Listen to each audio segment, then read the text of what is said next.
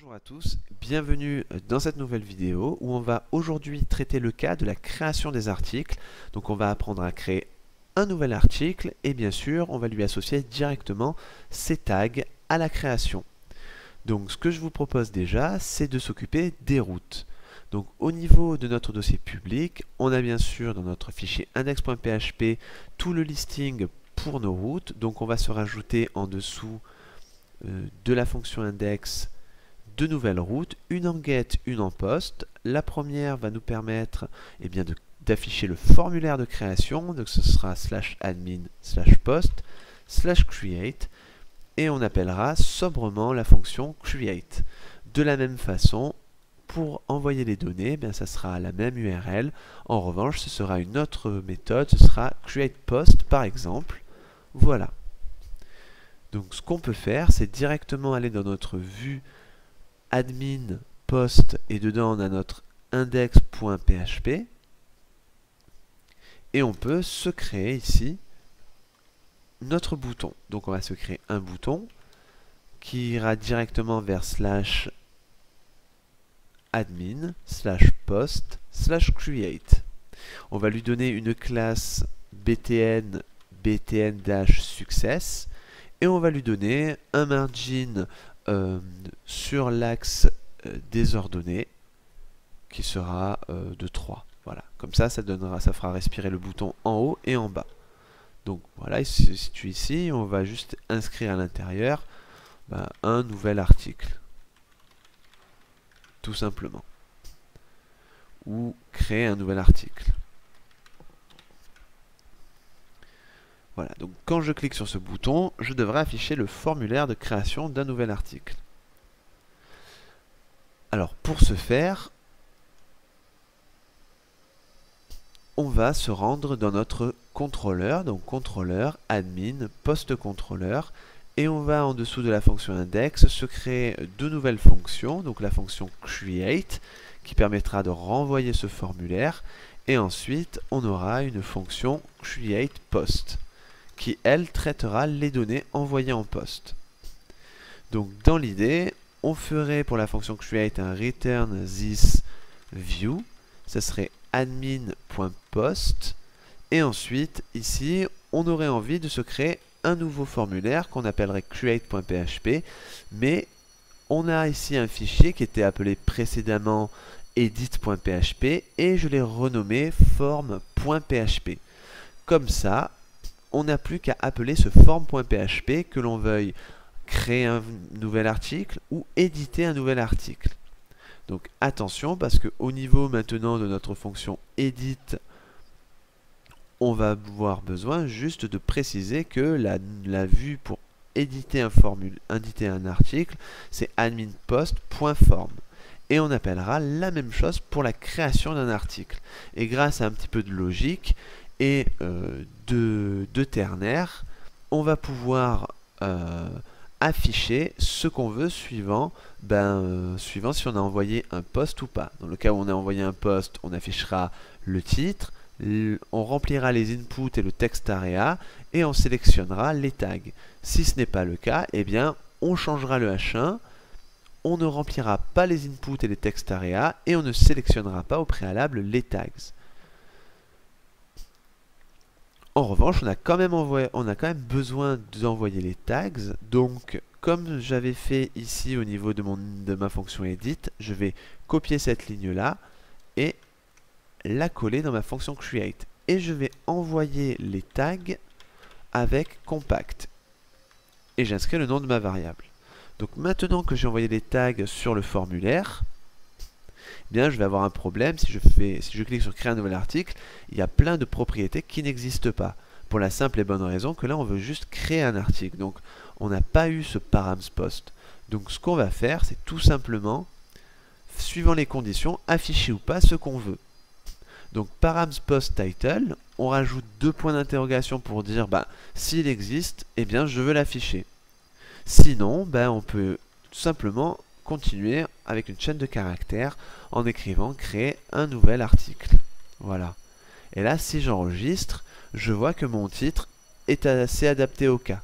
Si je reviens et que je veux effectivement éditer un article super cool, j'ai toujours mon titre qui s'affiche. Donc pas de souci à ce niveau-là.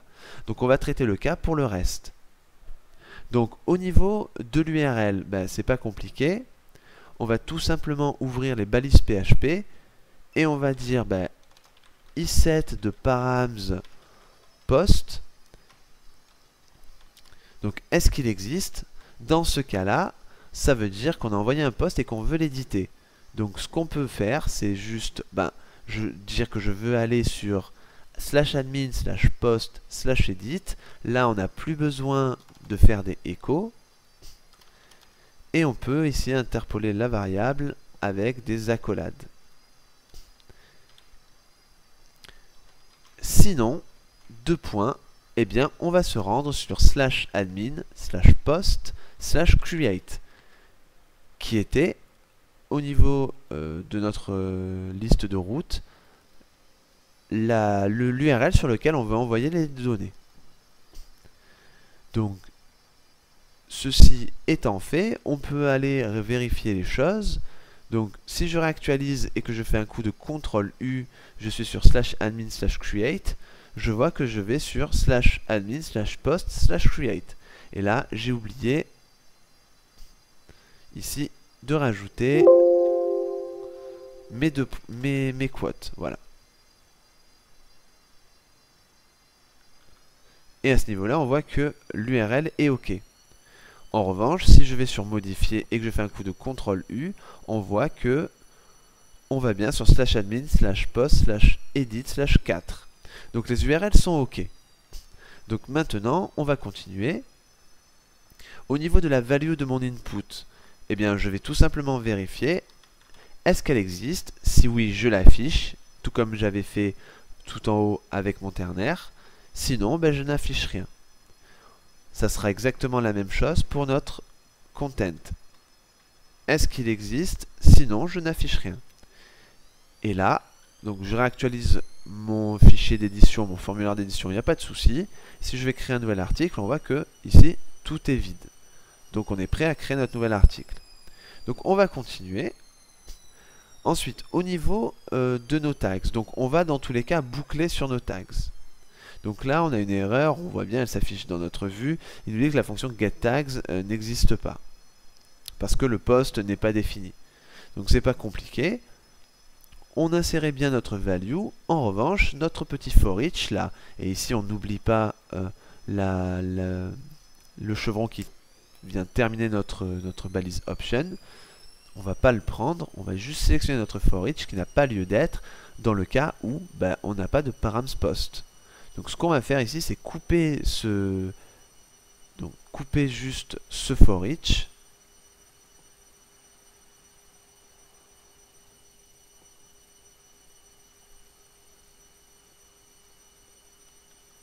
Et ici, on va tout simplement ouvrir les balises PHP et dire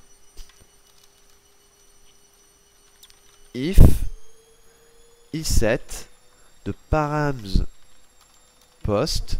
Donc, est-ce que notre post existe? Donc, dans le cas où il existe, eh bien, on va faire ce qu'on veut faire. Et je vais directement mettre un endif pour pas l'oublier. Et là, je colle. Donc là, au niveau de l'indentation, il me fait un petit peu n'importe quoi. Donc, c'est pas grave. Je vais juste sauter la ligne ici. Et là, m'occuper de l'indentation. Voilà.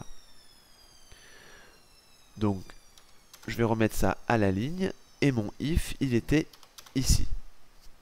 Donc, si notre params post existe, dans ce cas-là, je fais mon for each sur post getTags. Et dans ce cas-là, je peux voir si je fais un selected ou pas. Sinon, eh bien, je ne touche à rien. Je termine ma balise option et j'affiche les noms des tags. Et là, je fais un end for each, bon, qui était déjà là. C'était pour terminer la boucle. Puisque dans tous les cas, on boucle sur les tags. Très bien, donc j'enregistre. Et là, c'est pas compliqué. On va s'occuper juste de ce bouton. Et on va juste faire un i7 de params post. Alors, si il existe, dans ce cas-là, je vais mettre ce que j'avais voulu, ce que j'avais mis au départ, donc enregistrer les modifications. Sinon, je vais mettre, on va marquer enregistrer mon article. Pourquoi pas. Voilà. Donc on va venir réactualiser tout ça. Donc au niveau de notre formulaire, quand on atterrit sur /admin/post/create, on a créé un nouvel article. On a ici notre formulaire qui est vide.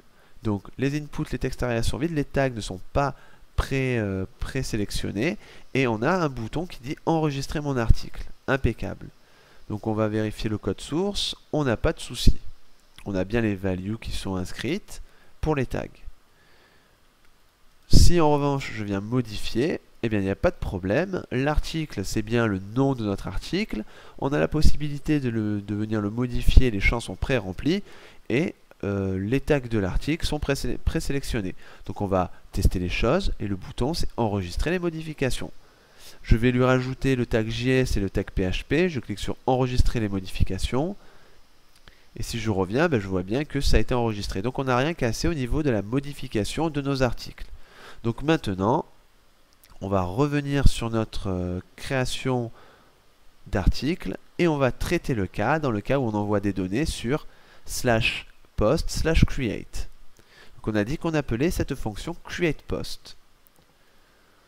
Donc là, dans l'idée, on va tout simplement, comme on avait l'habitude de faire, se créer la fonction dans notre modèle. Parce que bien évidemment, on va avoir une fonction create qui nous permettra d'enregistrer les données en base de données. Donc ça ressemblera un tout petit peu à la méthode update, dans le sens où on fait une nouvelle instance de post et on va venir dépiler les tags, parce que c'est vrai que notre post est un modèle un petit peu particulier, il a une relation avec les tags, donc c'est vrai que ça va ressembler un petit peu à tout ça. Donc ce que je vais faire, c'est copier-coller cette méthode update et je vais la coller dans createPost. Donc jusque là, on est OK, on a bien une instance de notre modèle post, on a bien besoin de dépiler les tags, donc je le rappelle, grâce à ArrayPop, notre $_post contient uniquement le premier tableau, c'est-à-dire le title et le content, et on a stocké dans notre variable tags tout simplement le tableau qui contient les tags, donc les clés valeurs. Ensuite, on se dirait avoir non pas une méthode update, mais une méthode create. Et de la même façon, on va supprimer l'id, on n'en a pas besoin, parce que là on crée un nouvel enregistrement, et on va lui envoyer le post, et on aura un deuxième argument qui sera nullable, qui sera les relations, donc là en l'occurrence les tags. Ça nous donnera un résultat, et ce résultat, s'il est OK, on renvoie sur admin post. Donc là, mon éditeur fait un petit peu la gueule parce qu'il ne connaît pas create, donc il me le souligne en rouge, aucun souci, on va se le créer dans notre modèle.php. Donc on sait que ce sera une fonction qui sera héritée ensuite de notre post. Donc on est parti, on fait une public function create, on a dit qu'on attendait un tableau, donc il sera un tableau de data, en l'occurrence les posts. Donc on précise qu'on va passer ça, et ensuite on a ou pas, donc on va mettre un point d'interrogation, un tableau qui sera les relations, et par défaut ce sera nul. Donc on va créer le cas où on a juste des données classiques. Donc ce qu'on va se faire déjà, c'est faire comme d'habitude un for each sur $data et on va récupérer les clés qu'on va utiliser pour construire notre requête SQL. Alors, en vrai, notre requête SQL, elle devrait ressembler à insert into. Là, on aurait post. Donc ça, on sait le récupérer grâce à notre thisTable. Ensuite, on a besoin de faire une première parenthèse dans laquelle on indiquerait les colonnes dans lesquelles on veut enregistrer les données. Donc nous, on aurait title, virgule, content. Puisqu'on traite le cas simplement pour ces colonnes-là. Ensuite, on aurait values, et ensuite on aurait une deuxième parenthèse où on indiquerait des paramètres nommés qui seraient $title, $content. Voilà. Et en gros, ce serait tout. Ensuite, on passerait un tableau de valeurs, donc qui est notre tableau data, qui contiendrait en clé le nom que j'ai indiqué ici, et ensuite flèche et en valeur le vrai titre. Et ça, c'est déjà comme ça qu'est formaté notre $_post, notre tableau de data. Donc pas de souci à ce niveau-là. Donc là, on remarque que la partie un peu dynamique, c'est les deux parenthèses. Donc ce qu'on va faire, c'est tout simplement se créer une première variable qui s'appellerait first parenthesis. Voilà, et qui serait vide. Et on aurait une deuxième variable qui serait second parenthesis. Et ensuite, on aurait bien sûr, pour faire le décompte, une variable i qui serait égale à 1. Et lorsque cette variable i serait arrivée au compte de notre data, c'est qu'on est arrivé à la fin. Donc on sait qu'on n'a plus besoin de faire 2 virgules. Donc on va déjà traiter le cas. Donc ça ressemble un petit peu à ça. Donc c'est-à-dire à la définition de notre variable comma dans la fonction update. Ben, je vais créer une variable comma. Et donc si $i est strictement égal au count de data, c'est qu'on est arrivé à la fin. Donc dans ce cas-là, on ne met rien. Sinon, ben, on met une virgule avec un petit espace. Donc comme ça, dynamiquement, on sait définir notre variable, notre virgule. Et on n'oublie pas de faire un i++, sinon notre i n'incrémenterait pas et on n'arriverait jamais à renvoyer vrai sur ce ternaire. Donc sinon, au niveau de notre first parenthesis, on sait qu'il doit avoir cette forme-là. Donc, on sait qu'on aurait title, virgule, content. Donc ça, c'est nos clés. Donc on va juste faire $key. Et on va ici utiliser le point égal de façon à cumuler à chaque fois les valeurs. Et ensuite, bah, on aurait comma. Donc dans le cas où notre valeur arrive à la fin, on aurait content et ensuite un espace. Enfin ensuite rien du tout. Sinon, on aurait juste title et ensuite la virgule.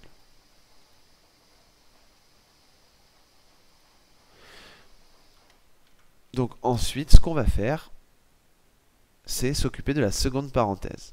Donc la seconde parenthèse, c'est un petit peu la même chose, sauf qu'il faut rajouter les 2 points puisque ce sont des paramètres nommés. Donc on va dupliquer ça, on va venir récupérer notre variable second parenthesis et là on va juste rajouter 2 points. Et là, on n'oublie pas les parenthèses pour interpoler les variables de cette façon. Là, j'en ai mis une en trop. Voilà. Donc, globalement, on devrait arriver à faire cette requête-là. Donc, ensuite, dans l'idée, on ferait tout simplement un return this query. Et là, bah, on ferait un insert into. Alors là, on veut récupérer notre table, pas de souci. On fait entre accolades this table. OK. Je réindente un peu. Espace. Je vais mettre les parenthèses et je vais l'appeler first parenthesis. Donc ça sera title, virgule, content. Et si on avait eu d'autres champs, ben, ça aurait été title, virgule, content, virgule, created at, etc. Ensuite, on indique values et on a notre deuxième parenthèse. Et là, ce serait la second parenthesis. Voilà. Donc je vais sauter une ligne pour que ce soit un peu plus visible. Et là, je mets mon point virgule. Donc là, j'ai plus besoin de ce modèle-là. Je sais qu'a priori, ben, c'est à peu près ce à quoi ça ressemble. Donc, on n'a plus qu'à venir tester les choses. Donc peut-être au niveau de ma base de données, pour éviter d'avoir des erreurs, on va revenir traiter le cas de created at. Donc dans ma base de données myApp, j'ai post. Et ici, au niveau de created at, on n'oublie pas, au niveau de par défaut, de mettre une expression, donc comme le current timestamp, comme ça automatiquement il se remplira avec, avec la date au moment de la création du post. Donc ça c'est très bien, ça fonctionnerait pour la création d'un modèle classique. Sauf que là nous on a des relations, donc eh bien, on va aller traiter le cas au niveau de post.php et juste en dessous de getTags, on va se faire une public function create. Et là on va remettre la même signature, donc on a un tableau array data et là on a nos tags, donc un array qui est facultatif, qui s'appelle relations et qui est nul par défaut. Donc nous, dans ce cas-là, il serait rempli, ça contiendrait les tags, un petit peu comme sur update. Donc déjà, dans un premier temps, étant donné qu'on a dépilé notre variable $_post, on a tout à fait le droit d'utiliser notre fonction create de notre parent, puisqu'étant donné qu'on l'a débarrassé des tags, eh bien, ça redevient des colonnes qui ne contiennent qu'un seul tableau. Enfin, notre variable data ne contient qu'un seul tableau. Dans ce cas-là, on pourra se créer tranquillement notre table. Donc on va juste faire un parents de .create et on passe les data. Ensuite, on n'a pas forcément, contrairement à update, besoin de supprimer quelques enregistrements puisque notre post n'existe pas encore. Donc on va directement faire un for each sur les relations as tag id et on va faire exactement pareil que là. On va tout simplement faire une requête préparée en insérant dans la table post tag un post id, un tag id, donc post id et tag id, ça on sait l'avoir. Le post id, on va pouvoir le récupérer dans un instant. Donc ce qu'on va faire, c'est déjà copier-coller ce for each là. Je vais le mettre ici et là on n'a pas l'id. Parce que bien évidemment notre post n'était pas encore créé à ce moment-là. Donc pas de souci, juste avant de faire notre for each, on peut récupérer la variable id en récupérant la connexion à la base de données. Donc c'était thisDB getPDO et là on peut avoir le last insert id. Et comme cette variable create, enfin cette fonction create va créer un enregistrement, automatiquement cet ID fera référence au poste fraîchement créé. Et du coup, on y associe dans la foulée les différents tags qu'on aura choisis. Et on va juste retourner true ensuite. Donc, pour en avoir le cœur net, ce qu'on peut faire, c'est juste faire un var dump de first parenthesis, ensuite second parenthesis, et là on va faire un die, parce qu'on a écrit beaucoup de code et qu'on ne voit pas forcément exactement ce à quoi va peut-être ressembler nos variables. Donc on va réactualiser le tout, on va se dire mon super nouvel article, on s'en fiche un peu du contenu, bon, on va choisir des tags, et on fait enregistrer mon article. Et là on voit que on a dans un premier lieu la première parenthèse qui fait title, virgule, espace content. Et ensuite, on a $title, virgule, $content. Donc, au niveau des paramètres nommés, c'est impeccable. Donc, on va revenir en arrière. D'ailleurs, je me dis que finalement, on n'a pas forcément besoin de renvoyer un espace ici. Donc, on va le supprimer aussi. Supprimer cet espace-là de notre fonction update. Et maintenant, on va recréer tout ça. Donc, je vais choisir JS et PHP. J'ai déjà rempli mes contenus. On clique sur enregistrer mon article. Et là, j'ai une erreur. Ah oui, effectivement, je suis un peu bête. On est là pour faire une requête préparée. Donc, on avait dit qu'on passait en deuxième argument de notre requête query la data. Donc, bien évidemment, le $_post est à passer en deuxième argument de this query. $_post, donc qui est la variable data qui contient les clés et les valeurs qui correspondent à nos paramètres nommés. Donc on va réactualiser le tout. Et là, je vois que j'ai mon super nouvel article, donc créé à l'instant, 17h43, l'ID numéro 5.